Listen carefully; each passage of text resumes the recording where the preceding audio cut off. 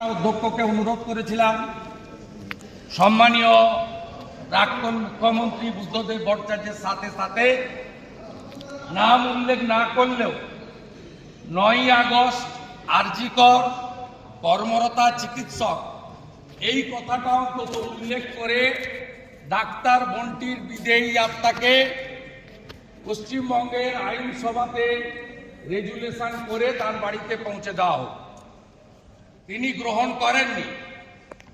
ভারতীয় জনতা পার্টির সমস্ত বিধায়ক যারা আজকে উপস্থিত আছেন 44 জন, আমরা 1 মিনিট উঠে দাঁড়িয়ে মাথা নিচু করে আমাদের ডাক্তার বন্টির বিদেয়ী আত্মার অমরত্ব প্রার্থনা করি এবং শোক জ্ঞাপন করি। শুরু।